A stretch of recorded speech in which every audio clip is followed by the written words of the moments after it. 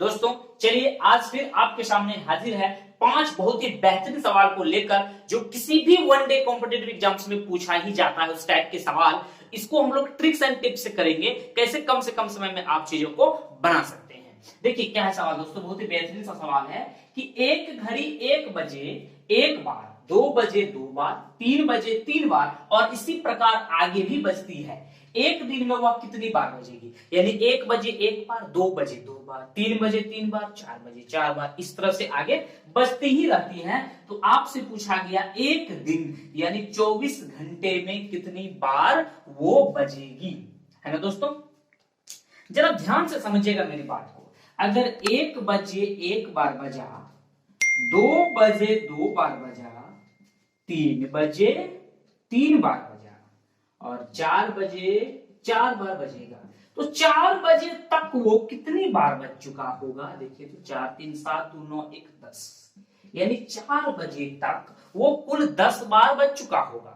लेकिन ये जरा है क्या? देखिए तो 1 2 3 4 5 6 7 8 9 10 चलेगा। यानी क्या है ये तो प्राकृत संख्याओं का सम ही तो है। यानी कि क्या होता है, लगातार प्राकृत संख्याओं का सम। नहीं जानते हैं तो अभी जान लीजिए, आपको हम बताएंगे नेक्स्ट स्टडी पर। n इंटू एन प्लस 1/2 ही तो होता है। थोड़ा सा लगाते हैं, n क्या होता है, जितना गो नंबर होता है, तो 4 गो नंबर है, 4 गुना 4 प्लस 1 5 अब बटे 2, 2 एकम 2, 2 दूना 4, देखिए 5 दूना 10 आया कि नहीं आया। यानी दोस्तों क्या करेंगे, पहले 12 बजे तक जाएंगे, उसके बाद हम क्या करेंगे, 12 दूना 2, 12 गुना 2 क्या होता है 24, 24 घंटा होता है ना एक दिन में, 24 घंटा, 24 घंटा होता है। तो आप में से कुछ महान पुरुष टाइप के बच्चे होंगे जो ये कहेंगे, दोस्त कुछ ये कहेंगे कि सर 12 के बाद 13 भी बजेगा फिर 14 भी बजेगा। दोस्तों ऐसा नहीं होता, घड़ी यानी जनरल घड़ी 12 के बाद 1 ही बजेगा फिर 2 ही बजेगा, ठीक है ना। 13 14 15 वो ट्रेन का टाइम नहीं है, घड़ी जनरल है तो 12 के बाद 1 ही बजेगा। तो पहले आप 12 तक निकालिए, 12 बजे तक, देखिएगा ध्यान से, 12 बजे तक, 12 बजे तक वो कितने बार बज चुका होगा, 12 गुना 12 प्लस 1 13 अब बटे 2, तो 2 एकम 2, 2 छाके 12, तो 13 छाके 78 बार दोस्तों बज चुका होगा 12 बजे तक में। उसके बाद फिर क्या होगा दोस्तों, एक बार और 1 2 3 करके वो 12 तक बजेगा, यानी कि 12 घंटा में बज चुका है 78 बार, तो एक बार और 24 घंटा तक जाएगा ना, तो 78 गुना 2 156 बार बजेगा एक दिन में। आया समझ में ना? क्लियर कट बात होती है नेक्स्ट स्टडी पर। समझ में आया आपको? इसी टाइप के सवाल को और आगे हम देखते हैं। आप बस वीडियोस को लगातार देखते रहिए, लाइक करते रहिए और पसंद आए तो कमेंट करिए, और चैनल को सब्सक्राइब नहीं किए हैं तो जरूर कर लीजिए। तो चलिए अगले सवाल को देखते हैं। चलिए दोस्तों इस सवाल को देखते हैं। एक कार्यालय में 40% महिला कर्मचारी है, उनमें से 40% महिला और 60% पुरुषों ने मेरे पक्ष में मतदान किया, तो मेरे मतों का प्रतिशत कितना रहा? दोस्तों ये बड़ा ही आसान सा सवाल है, थोड़ा सा देखिए इसमें कोई रियल संख्या की बात नहीं हो रही है, तो हम 100 मान लेते हैं। अगर 100 जनसंख्या है दोस्तों, उसमें अगर 40% महिलाएं हैं, यानी अगर हम फीमेल मान लेते हैं दोस्तों 40, 100 का 40% मतलब 40, ठीक है।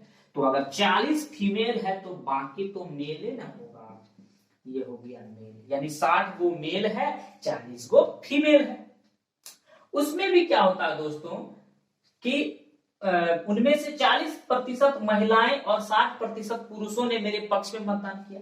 40 का भी 40% ही किया, यानी पूरा का पूरा नहीं किया, 40 का 40% ऐसे ही तो निकलेगा, 0000, यानी 16 को फीमेल हमको मतदान की यानी वोट दी, और पुरुष ने 60% दिया, यानी 60 का भी ना 60% निकालेंगे, महिला का थोड़ी ना निकालेंगे, पुरुष से ना 60% देगा, यानी 60 में से 60%, 0 0 और 00 कट गया, यानी 36 आ गया दोस्तों समझ में। अब कहा कि मेरे मतों का प्रतिशत कितना रहा, तो 36 को मेल वोट दिया और 16 को फीमेल दिया, तो 6 6 12 2 1 3 1 4 1 5 52 गो वोट टोटल मिला। कितना में? 100 में। और परसेंटेज है तो 100 नीचे इसलिए दिए क्योंकि शुरू में आप माने थे 100। आप कुछ भी मान के चलते, 200 मान के भी चलते तो बात बराबर होता, यहाँ 200 आता तब यहाँ पे आपका जो है ये 52 दूना 104 होता, तो कट कुटा के सेम चीज आता है। आप आसान करने के लिए ही यहाँ 100 लेते हैं। परसेंटेज में जब रियल डाटा नहीं हो तो आप 100 पे काम करिए। 100 से 100 कट गया, आपका आंसर आ गया 52। यानी कि मुझे टोटल कुल प्रतिशत वोट जो प्राप्त हुआ वो 52% प्राप्त हुआ।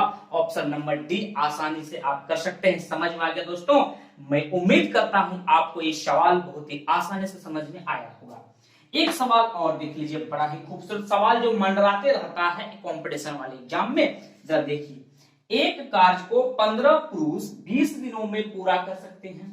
15 को पुरुष 20 दिन में पूरा कर सकता है, जबकि उस कार्य को 24 महिलाएं 20 दिन में कर सकती है। यानी सेम कार्य है, 20 दिन में 15 पुरुष करता है और 20 दिन में 24 महिलाएं करती है। यानी महिलाओं की संख्या ज्यादा लगता है उस काम को पूरा करने में। तो आपसे पूछा 10 पुरुष और 8 महिलाएं उस कार्य को कितने दिनों में पूरा करेंगे। थोड़ा सा इसको हम फ्रेश करते हैं और सवाल को यहां करेंगे। देखिएगा दोस्तों, इस सवाल का सॉल्यूशन यहां हम लोग करते हैं। देखिए, एक कार्य को 15 पुरुष 20 दिनों में, देखिए 15 को पुरुष 20 दिन में करता है और 24 को महिला भी 20 दिन में करती है। यानी कहने का साफ साफ मतलब हुआ 15 मेल जो है 24 फीमेल के बराबर है। इसमें कुछ कटने फटने वाला है क्या? बिल्कुल है। 3 पंचे 15, 3 अठे 24, यानी 5 गो मेल जो है 8 गो फीमेल के बराबर है। यहां से ये क्लियर कट समझ में आता है। 5 मेल बराबर 8 फीमेल। बहुत सुंदर। आपसे पूछा 10 पुरुष और 8 महिलाएं उस कार्य को कितने दिनों में पूरा करेंगे। 10 पुरुष दोस्तों, चलिए 10 पुरुष यानी 10 मेल, ठीक है, प्लस 8 महिलाएं, 8 महिला 8 को फीमेल किसके बराबर है? 5 को मेल के बराबर ही तो है।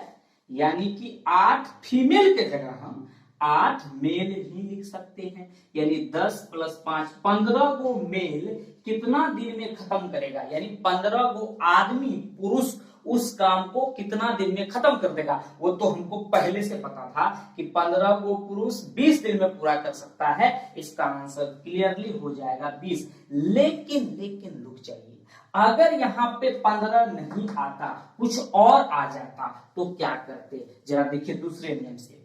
15 को टोटल यहाँ पे मेल आ गया ना, 15 को पुरुष आया, कितना दिन में खत्म करता है दोस्तों? 20 दिन में खत्म कर देता है।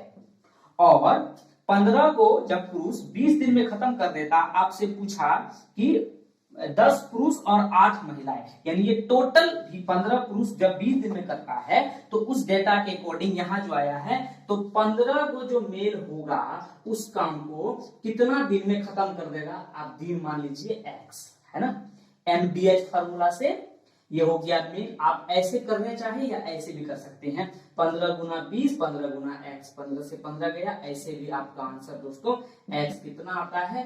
20 डेज, यानी 20 दिन में दोस्तों क्या होता है? ये खत्म हो जाएगा, उस काम को ये खत्म कर देगा। यानी 10 पुरुष और 8 महिलाएं उसी काम को 20 दिनों में खत्म कर देगा। समझ में आया दोस्तों? तो चलिए और 2 सवाल करते हैं, बहुत ही बेहतरीन सवाल। चलिए दोस्तों, क्वेश्चन नंबर 4 को देखते हैं। क्या है? 2 अंकों की एक संख्या के अंकों का योग 14 है। यदि उसमें 36 जोड़ा जाता है तो उसके अंकों का स्थान आपस में बदल जाता है, तो दोनों अंकों में से छोटा अंक कौन सा है? दोस्तों बड़ा ही आसान सा सवाल है और इसको कभी भी हम एक्स से करने वाले में से नहीं है, क्योंकि लंबा टाइम लग जाएगा करने में। तो कैसे करेंगे हम? क्या अप्रोच होगा कि 2 अंकों की एक संख्या है, आपसे पूछा गया है कि दोनों अंकों में से छोटा अंक कौन सा है। यानी इसी 4 ऑप्शन में से कोई एक छोटा अंक होगा। तो चलिए बात स्टार्ट करते हैं। अगर हम 4 मानते हैं छोटा अंक है तो बड़ा अंक होगा 10। क्यों? क्योंकि सम बोला है, वो योग बोला है, 14 होना चाहिए अंकों का योग। तो ये तो अंक हुआ नहीं, ऐसे करेंगे तो ये 3 अंक का बन जाएगा, 104, 410 है ना, इस तरह का चीज बनेगा। तो ये होगा नहीं, क्योंकि एक 4 हो नहीं सकता, 4 होगा तो दूसरा को 10 होना पड़ेगा, जो कि संभव ही नहीं है। तो दूसरा ऑप्शन लेते हैं 5 का, यानी कि एक संख्या अगर 5 है तो दोस्तों दूसरा को होना पड़ेगा 9, यानी कि 59 होगा अगर संख्या, यानी वो नंबर अगर 59 होगा तो इसमें 36 जोड़िए तो एक बार, अगर आप 36 जोड़िएगा तो क्या आता है, 95 आता है। जोड़िए 59 में जब आप 36 जोड़िएगा तो 95 आता है। और बात बिल्कुल सही है, 59 का उल्टा ही तो 95 होता है ना। देखिए 5 9 और 9 5, ये भी 2 अंक का और ये भी 2 अंक का। इसका मतलब दोस्तों 36 जोड़ने से अंक बदल जाता है और दोनों का योग 14 है, यानी कंडीशन सेटिस्फाइड हो गया हमारा, कंडीशन बिल्कुल सेटिस्फाइड हो गया, यानी वो नंबर दोस्तों 59 ही होगा। लेकिन आपसे नंबर नहीं पूछा, आपसे पूछा उसमें से छोटी सी संख्या कौन होगी, यानी दोनों में से छोटा अंक कौन सा होगा, यानी छोटा अंक 5 ही दोस्तों आपका सही आंसर है। इधर तो जाने की कोई जरूरत ही नहीं है। अगर आप 6 लेते हैं तो अगला 8 हो जाएगा, 68 ही हो जाएगा। फिर अगर आप मान के चलते हैं फिर इसमें 36 जुड़ेगा तो 86 नहीं बनेगा, ज्यादा बन जाएगा। तो सही है, इसका मतलब हमारा ऑप्शन नंबर बी छोटा अंक 5 होगा। ये एकदम सही ऑप्शन के अकॉर्डिंग हम चले गए, है ना दोस्तों। अगर बड़ा अंक पूछता तो बड़ा अंक 9 हो जाता दोस्तों। ठीक है, क्लियर, समझ में आ गया आप लोगों को? बहुत अच्छा। एक क्वेश्चन यहाँ देखिए क्या लिखा हुआ, 5वां क्वेश्चन। अजय पुणे से गोवा की दूरी 1000 किलोमीटर की दूरी है, मतलब गोवा पुणे से गोवा की दूरी जो कि 4 किलोमीटर प्रति घंटा की गति से तय करता है और वापसी में 3 किलोमीटर प्रति घंटा की गति से तय करता है। यानी कि जाता है वो 4 किलोमीटर प्रति घंटा से, वापस आता है 3 किलोमीटर प्रति घंटा से। ठीक है, तो आपसे पूछा पूरी यात्रा के दौरान औसत गति क्या थी। तो दोस्तों इसका सिंपल सा फॉर्मूला होता है औसत गति का, कुल दूरी बटे कुल समय। तो कुल दूरी तो 1000 गया, 1000 आया, 2000 हो गया। कुल समय कैसे निकलेगा, 1000 किलोमीटर डिवाइडेड बाय 4 तो 250 हो जाएगा। फिर आपका 1000 किलोमीटर बटे 3, क्योंकि दूरी बटे 4 ही होता समय, तो पॉइंट में आएगा तो थोड़ा सा मुसीबत करेगा ये, है ना, आंसर लाने में थोड़ा सा प्रॉब्लम क्रिएट करेगा, तो लंबा टाइम लग जाएगा। उससे अच्छा आप आराम से एक चीज याद रखिएगा, हमेशा बहुत ही काम देगा ऐसे सवाल को, यानी औसत गति जब भी पूछेगा तो आपको एक फॉर्मूला याद रखना है। रटने वाली बात नहीं है दोस्तों, समझने वाली बात है। 2xy by x plus y, मेरे साथ साथ एक बार बोलिए, 2xy by x plus y, जहां पर x है जाने का गति और y है आने का गति, यानी दूरी का यहाँ कोई मतलब नहीं है, नहीं देंगे। x है जाने का गति, y है आने का गति। देखिए कैसे शॉर्टकट में निकालेंगे, 2 गुना 2xy मतलब 2 इंटू एक्स, यानी कि जाने का गति 4 है, आने का गति 3 है, और x प्लस वाई यानी 4 प्लस 3 दोस्तों क्या हो गया, 7 हो गया। तो 4 दूना 8 या 24 बटे 7, इसको भगा करके निकालिए, 7 या 21.3 पे 0 30, 7 चौके 28, लगभग 3.4 आपका आंसर हो जाएगा औसत गति, यानी 3.43 किलोमीटर प्रति घंटा ही औसत गति होगी। तो कितना शॉर्ट में आप कर लिए सवाल को। ऐसे ही वीडियोस को लगातार देखने के लिए आप हमारे इस YouTube चैनल को जरूर सब्सक्राइब करें, ताकि आप तक मैथ्स की बहुत ही अच्छी अच्छी वीडियो पहुंच पाए, जिसमें आप टिप्स एंड ट्रिक्स सवालों को बहुत ही कम समय में कर पाएंगे। और वीडियोज को अपने दोस्तों के साथ शेयर जरूर करें। थैंक यू, धन्यवाद।